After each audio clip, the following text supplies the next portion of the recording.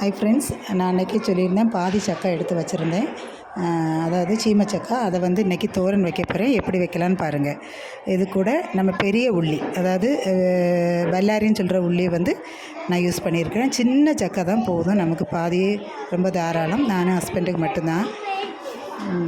அடுத்து நம்ம வந்து இதை வந்து சின்ன சின்ன பீஸாக கட் பண்ணி ரெடியாக வச்சுருக்கணும்.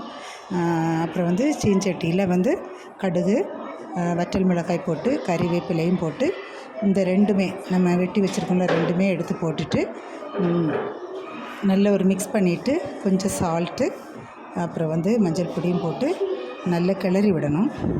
நல்லா கிளறி விட்டுட்டு இதுக்கு வந்து ரொம்ப தண்ணி ஊற்ற தேவையில்லை. ஒரு கையில் எடுத்து தண்ணி எடுத்து கொஞ்சம் குடஞ்சி விட்டால் போதும். அதாவது கூடிப்போனால் ஒரு ஒரு ஒரு சின்ன ஒரு கரண்டி எடுத்து அதில் ஒரு கரண்டி தண்ணி ஊற்றினாலே போதும்.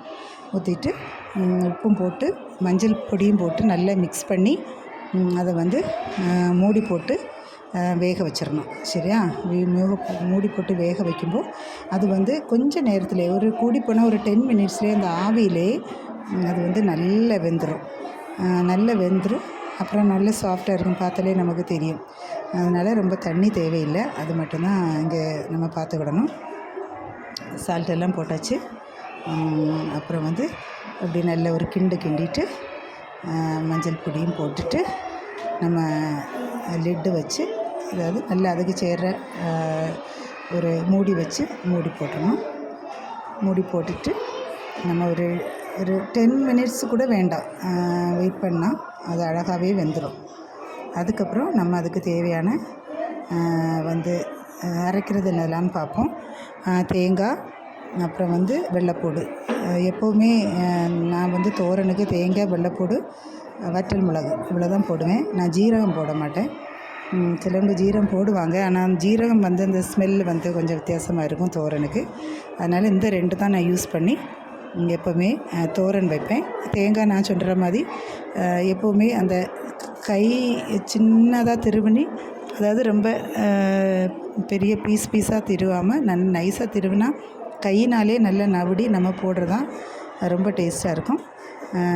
அந்த மாதிரி எல்லாம் அரைச்சி வச்சாச்சு, ரெடி பண்ணி வச்சாச்சு. பார்த்திங்களா, சக்கை ரெடி ஆயாச்சு, நல்லா வெந்துட்டு. இனி இதை போட்டுட்டு நம்ம வந்து கிளறி விடக்கூடாது.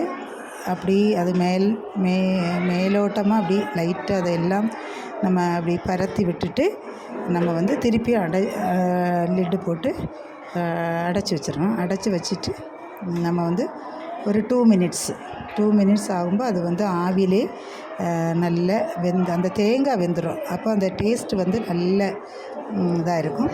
மூடி போட்டு அடைச்சி வச்சிடணும். 2 மினிட்ஸ் முடிஞ்ச உடனே எடுத்து பார்த்தோன்னா நமக்கு தோரன் ரெடி.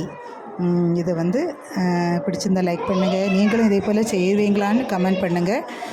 எல்லோரும் வீடியோக்கு சப்போர்ட் பண்ணுங்கள். Okay, thank you. தோரன் ரெடி ஆயாச்சு. லைக் பண்ணுங்கள், சப்ஸ்கிரைப் பண்ணுங்கள். Thank you all. தேங்க்யூ.